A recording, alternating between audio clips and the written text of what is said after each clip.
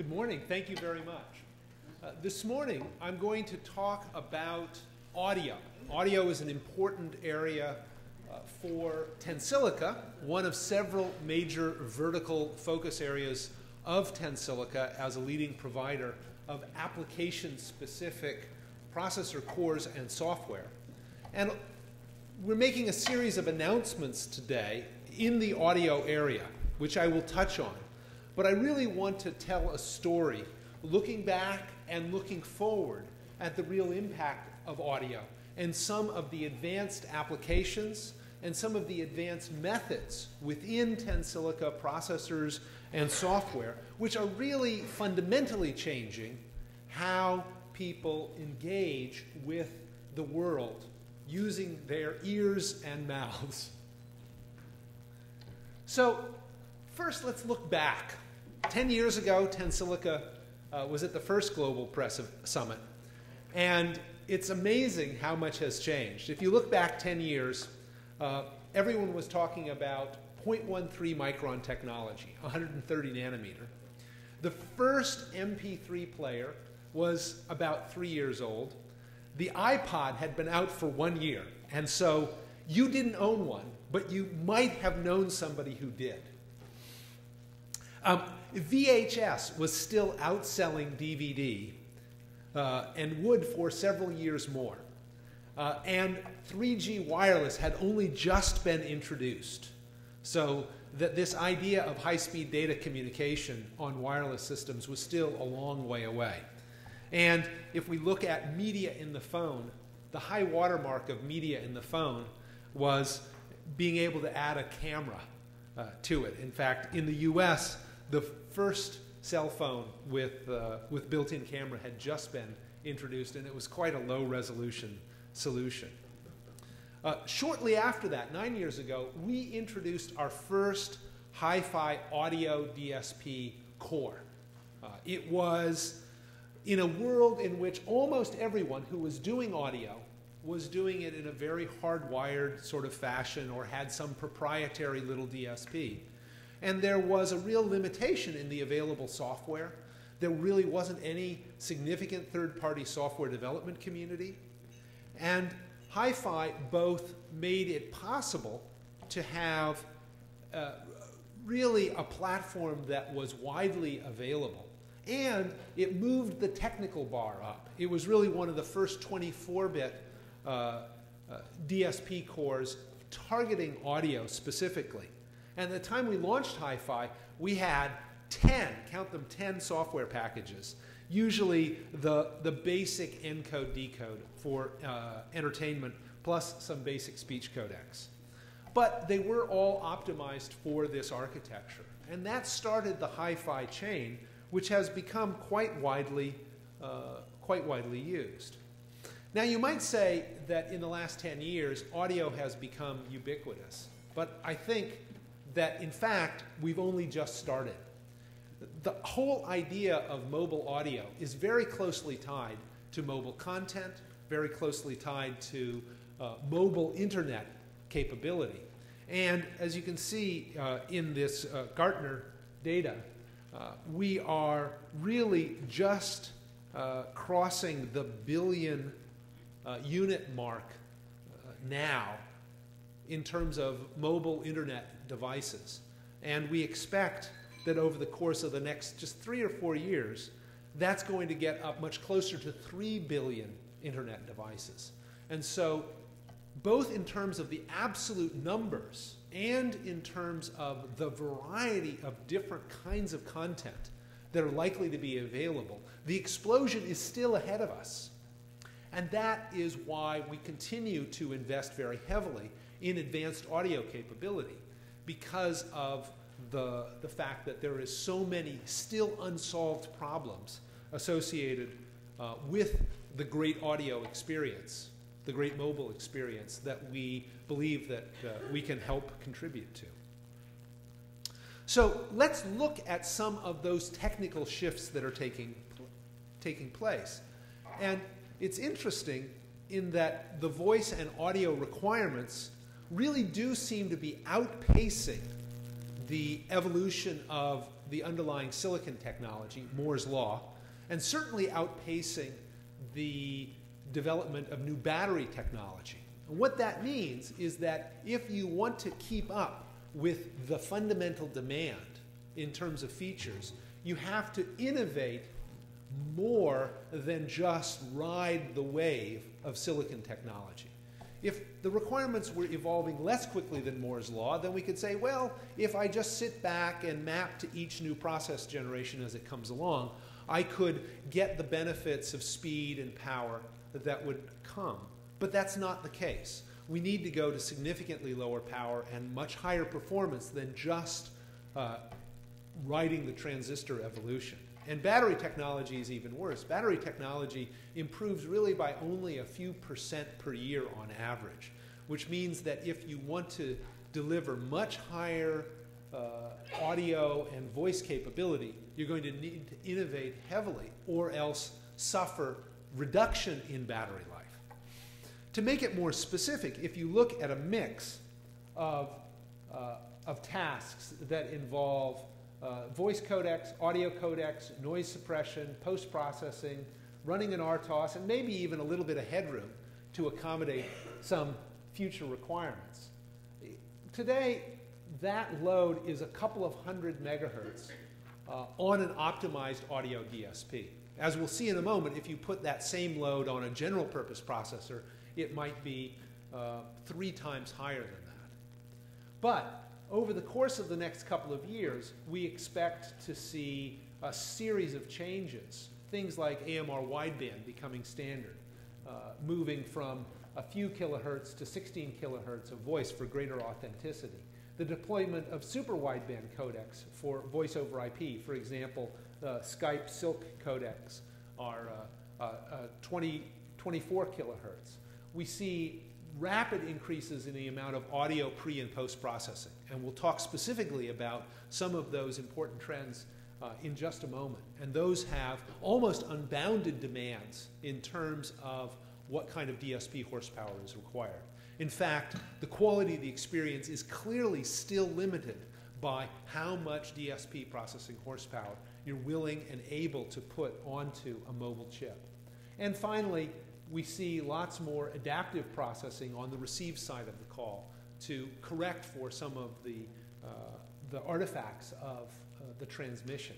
And so you take those things together, and that reflects into about a 3x increase in the expected DSP processing load. And that's on an optimized DSP. Again, if you put that onto a general purpose applications processor or other general purpose core, it might be, instead of 600, it might be 1.8 gigahertz of processing just for audio. In a sense, you could say that what's happening is with these advanced features, audio is starting to look like where video was 5 years ago in terms of megahertz, in bit rates, in computational load. So this is still a grand challenge problem, and it's likely to go on being very challenging computationally for some time to come. Where does this show up? Well, it's in the escalation of the experience that people are expecting. So in smartphones, we expect much more multi-channel entertainment. A lot more outlets are providing streaming content. There is much more sophisticated content being put into the very large flash memory storage. And so we expect many of the things that were originally developed in the living room in terms of multi-channel content to really start appearing in a big way on the mobile devices. We see more and more gaming being a focus for these mobile devices, and sometimes these means large numbers of streams being active at a time, each of which adds significantly to the computational load. And then all of the post-processing. The easy things would be things like the volume boost, the effects processing for treble and bass and dynamic equalization, soundstage widening to give the illusion of more space, and then the virtualization of multi-channel, even when you don't have multiple speakers to create the equivalent effect. When we look at what's coming now over the horizon, you see some extremely interesting but very computationally demanding new applications. And I'll mention 3, which are quite important. One is the area of active noise cancellation. I think everyone's been exposed to noise canceling headphones, but the same idea, if you have enough computational power, can be applied almost anywhere. And the basic idea is that you have a noise source, but then with a series of microphones, either in a distributed fashion or focused in particular areas where you want to minimize noise, you can create anti-noise. And so you have speakers, transducers, which specifically cancel out the noise. And in environments like the automobile cabin, that's very attractive. You can make the experience of driving the car really much nicer. But it does take a lot of computational power to sense and compute the cancellation, particularly if you have multiple zones of quiet that you want to create. We see something analogous in beamforming microphone arrays, where, in fact, if you have more than one microphone, especially physically distributed microphones, you can do a lot in terms of selecting certain sources, selecting certain frequency ranges, and selecting certain physical locations in a space. And by extracting the selected voice and going through specialized filter banks and other adaptive audio processing, you can pick a voice out from a very noisy environment. This is already being used in a small way in handsets, but we expect this to be growing quite a bit and to become a real selling feature for these devices, having your complete conference speakerphone built into every device. And finally, always-on voice recognition. I think that people have seen the really remarkable cloud-based voice recognition that are coming from Apple and from Android. But in a lot of cases, people cannot tolerate the latency and need to have instant responsiveness to at least a significant subset of the vocabulary and situations that you would find a mobile device being used for. And so what you need is not only local extraction of the phonemes, but then application of hidden Markov models and other neural network methods to map that into vocabulary so that it becomes actionable within the device instantaneously. And in fact, in many cases, what you want is to be able to give the command, turn on.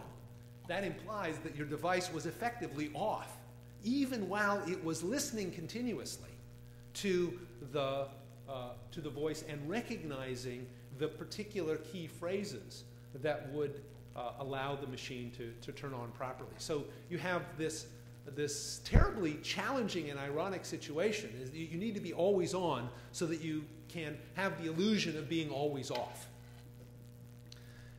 This is a rapidly evolving area, so that programmability remains quite key. So you need to have micro power, yet you need to have a great deal of flexibility. We've been responding to this with the evolution of the hi-fi family. If we go back 9 years ago, we had the Hi-Fi 1. And in fact, over the course of the intervening 9 years, we've had a steady cadence of new announcements of improved hi-fi platforms, bringing very low power, bringing extended precision and much more sophisticated memory systems to allow for very high performance, even in long latency memory system environments. And just a couple of months ago, we introduced Hi-Fi 3, a completely compatible, but now extended to 32-bit audio, extended to quad Mac performance, particularly for post-processing. And our engineering teams are hard at work on the next generation. When we look at what are the particular capabilities needed as we move to many-core audio, as we move to extreme audio pre- and post-processing, and these environments that require ultra-low power as well. To give you an idea of what kind of power we're talking about, even today, we look at audio in, for example, these major codecs, which are an important part of battery life. A lot of people spend a lot of their battery listening to audio. And one classic metric is, what's the power dissipation running a full MP3 decode? And in fact, because of the architecture, we can run that audio codec in only about 5.5 megahertz.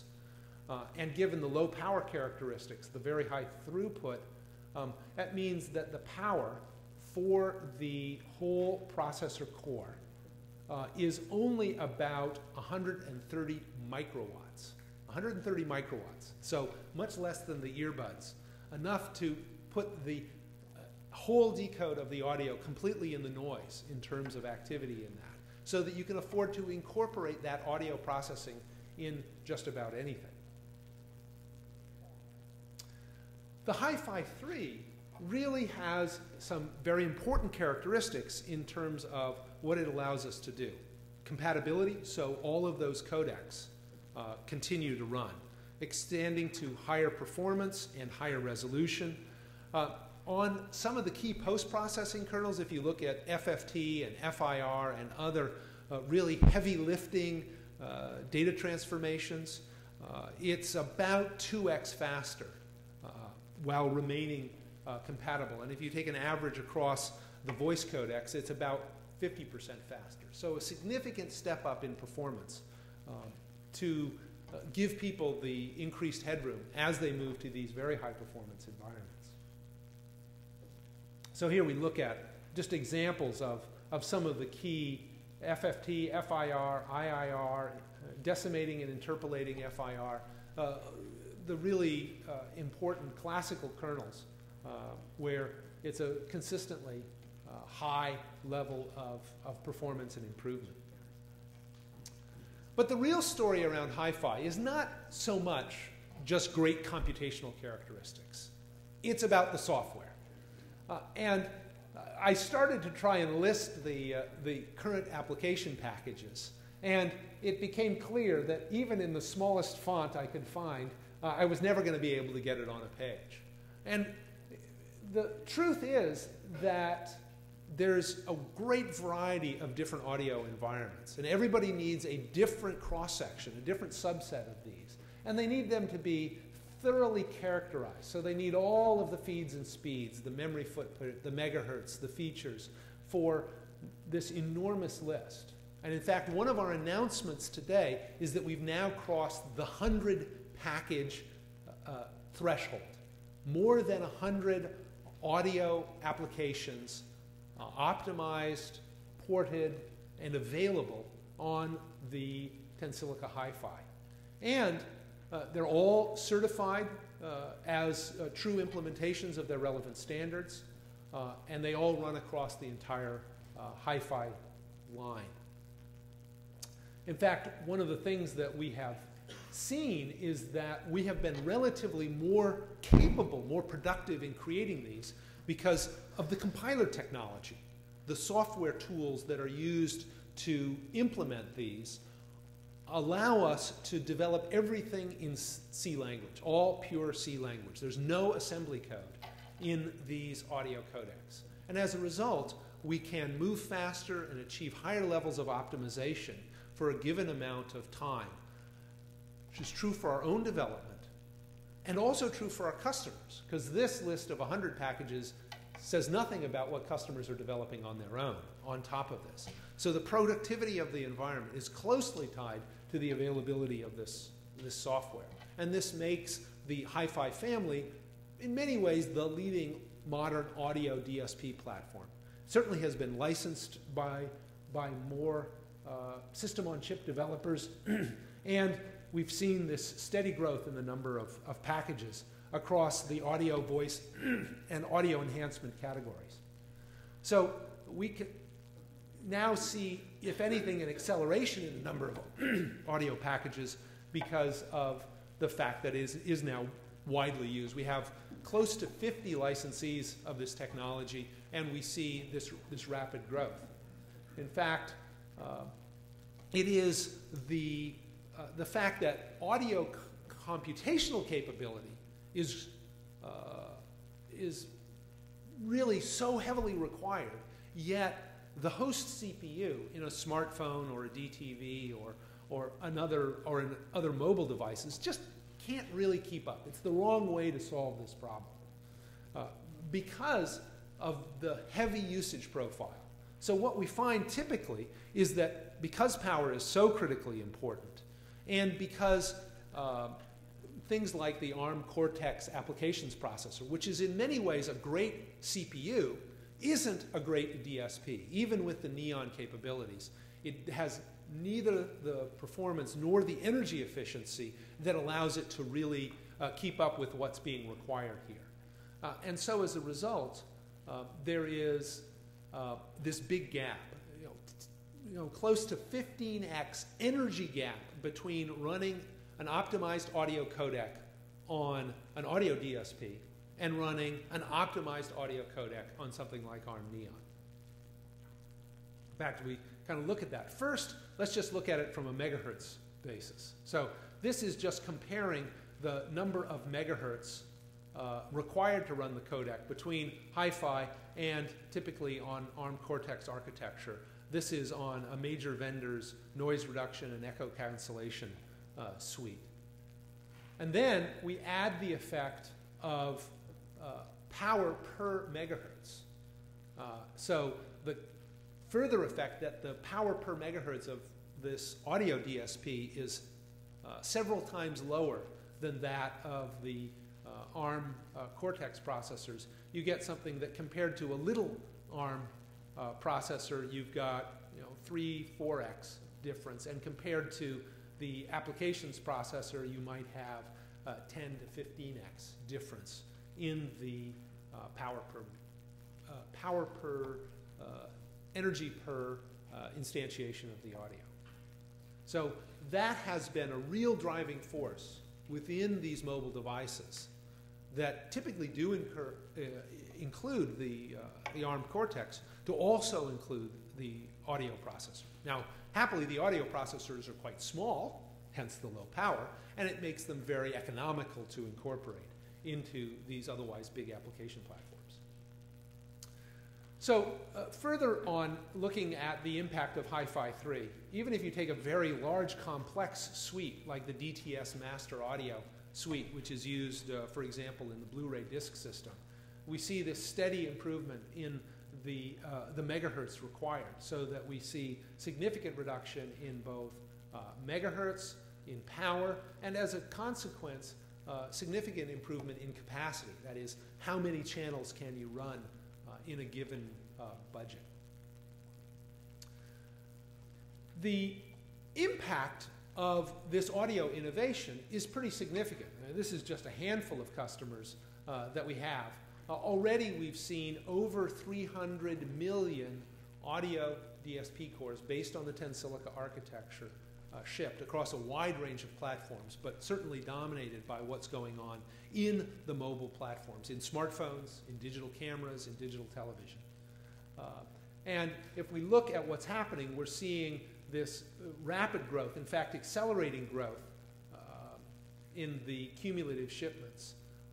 And if we look out just a short period of time, if you look out maybe 2 years, we would expect that we will, at that point, be shipping at a rate in the neighborhood of 1 billion audio cores per year, and the cumulative shipments will be 2 billion plus. So this has become, even by itself, a pretty major computing platform, and certainly a very major platform in this area of audio. And I think it reflects the fact that this audio platform is really able to apply to a very wide range of product types. Now, of course, smartphones are big volume, and we see heavy adoption both in standalone audio chips and inside of applications processors. But it's also in all of these different DTV types of platforms, in automotive applications, in digital media players and receivers, and we see the range of audio-enabled products growing continuously.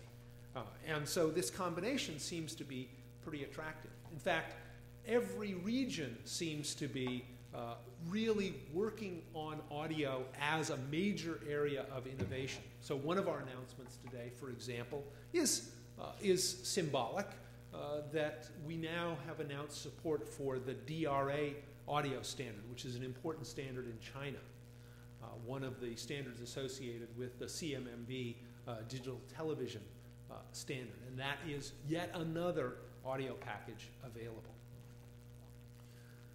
So, where does that bring us? That brings us to a world in which, in fact, audio is by itself a very important domain, a significant piece of Tensilica's business. I would say probably a large minority of our business is associated with audio. We also have very heavy involvement in other baseband DSPs and various kinds of multimedia DSPs as well.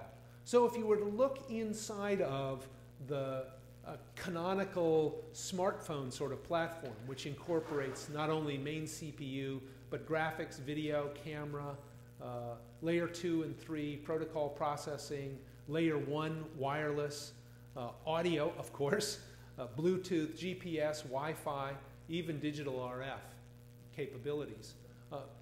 If you look across all of the places where Tensilica is designed into those functions, you see that audio is just one example of the kinds of data-intensive processing where there is an analogous drive for much lower power and much higher throughput. So if you look at baseband, for example, in the move from 3G to 4G, the computational bandwidths are going up by a factor of 5 or 10 relative to 3G.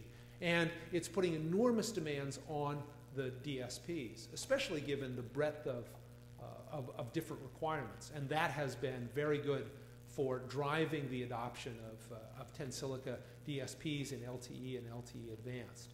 In super low power functions, in the local wireless connectivity, in novel sorts of DSPs going into the RF subsystem, where you need to compensate for the shaky circuit characteristics of deep submicron with digital correction. And even in areas like image processing, video processing, and even in some kinds of graphics processing, there are roles for Tensilica cores in supporting functions within those as well. So it's really a story of identifying what are the places where performance and power really matter a lot, and which complement the role of the main CPU. Tensilica is not particularly focused on the main CPU. There are other good suppliers of technology there, but everything else. And the everything else makes up the majority of the chip, consumes the majority of the power, and really dominates the engineering effort associated with it. And that's really where Tensilica is applying its innovation. So, we have a series of announcements. As I said, the DRA announcement, the milestone of the 100th Hi-Fi application, as well as the announcement of our expanded facility in Pune, India, which is actually where we do a significant amount of DSP audio software development, are all rolling out today. But those are evidence of this continuing change in the audio market and in the availability of advanced audio processing cores. So I'm open for some questions.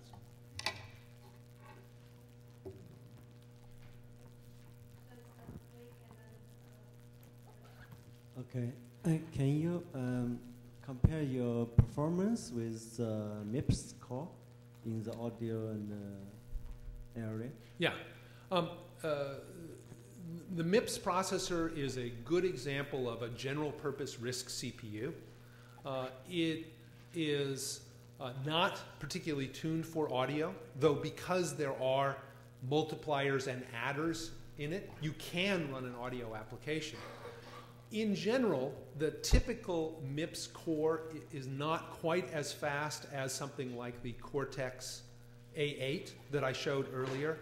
So the difference in megahertz between the Hi-Fi and MIPS will be a larger gap than what I showed here today. the difference in energy is also going to be quite large relative to the MIPS architecture. Hi, Mike Demler, EE Daily News. Yeah. You mentioned always-on voice recognition. Yeah. I'm wondering, are you seeing a Siri effect where your customers want to put that kind of capability embedded into a device? And if so, what's the power trade-off versus in the cloud the way that Apple does it today? Certainly we do see a lot of companies that are interested in putting always-on into their devices. And it's not really a substitute for the Siri-style cloud voice recognition, because I think there's always going to be some limitation in vocabulary in a local device. The cloud, where you can put in a given query tens of big CPUs to work, wouldn't necessarily be the right answer. But there's probably a 90-10 rule that you would apply, that 90% of the voice queries probably are things that could be satisfied locally. And it's important, I think, because the power to do local voice recognition is probably less than the power to send a query to the cloud and get something back. I think it's also an important issue for the network operators. I don't have the exact details, but I have heard that Siri traffic has become an important factor in total network traffic. And given that it's also latency sensitive, there really is, I think, a genuine desire for people to exploit a 90-10 rule or an 80-20 rule and do as much of the processing locally as they can, yet have the flexibility of an unbounded and dynamic vocabulary that comes from cloud-based recognition. Any other questions?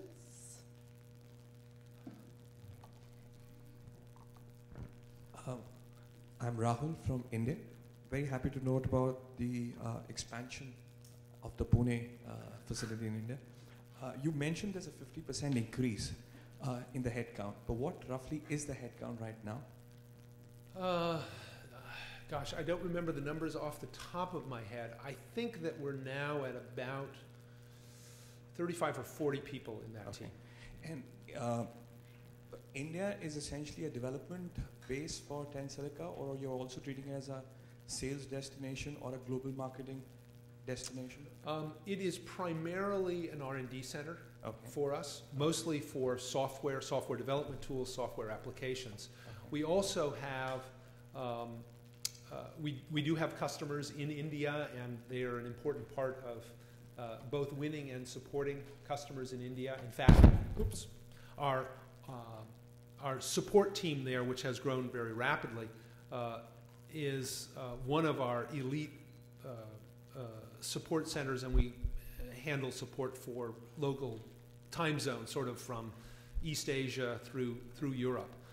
It's not the usual call center sort of model at all. We have a very sophisticated team, so they are probably our deepest support center on audio applications issues. And as per the latest estimates, there are around 300 plus design centers in India which are either captive or outsourced units. Mm-hmm. So how's your team in India working with them to ensure that your chipsets are used or incorporated in the designs being developed? We do work with a lot of other development centers in India, the usual list of suspects.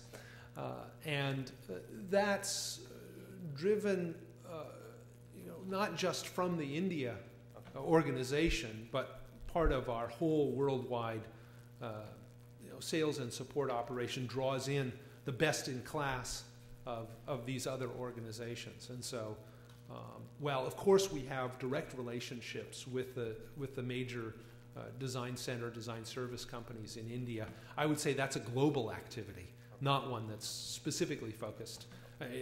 In some sense, it's just coincidence that we have our operations in Pune, and then we also work with these dozens of other design center organizations in India. And just out of curiosity, do you also have these development or training kits available for startups or anybody who's into design to be able to work with your chipsets and develop solutions around that? Yeah, we have a wide range of things. In fact, many of the capabilities in terms of first-level modeling, exploration, software development can be done for free with the software development environments that we provide. And then typically when someone is really starting to seriously look at the development of a new SoC, then we get into the next level of engagement with those customers on access to the technology to actually build the hardware. Yeah, it's Yorbi Zhang from the E Times China. So you just focused by the, after 2 years, the shipment of your Hi-Fi core will be the achieved 1 billion units, right? So what is my question is, what is the major driving force from the market? For example, you just mentioned like for those kind of portable devices like the smartphone, or quite a lot of the home entertainment like the AV receivers. So from your point, which part will be the major driving force? Yeah, I think the major driving force behind the billion unit volume is two things. One, there is already quite wide adoption of the Hi-Fi architecture as a standard within the PC space. And we'll see the impact of PC-based audio, where a lot of that audio is being offloaded into Hi-Fi from the PC main processor, and also in the smartphone, where we see lots of offload of both general purpose and specialized voice processing from the smartphone apps processor into Hi-Fi. So those two together make up the great majority. You know, digital television and digital cameras are great, but the volumes are not nearly as high on those platforms. So it's PC and smartphone. Cindy from eSummit China. I have a question about you audio IP. I know you About what? audio IP. Yes, yes. Yeah. Teselica has listed many audio IP to you semiconductors and audio OEMs. So I'd like to know if your customers have their own audio software, can they just directly run their own audio software on your DSPs? Yes, that's an important reason why we have developed such strong software development tools, so that it's very easy to port applications. You can just take the regular C code and compile it onto the Hi-Fi architecture, and with very little work, you have optimized code. So the customers can have proprietary audio software where it runs on Hi-Fi, which is typically used side by side with the software packages that we offer to support all these different standards. And so we typically will see a combination of proprietary and market audio packages being run on Hi-Fi. Okay, thank you. Thank you, Chris.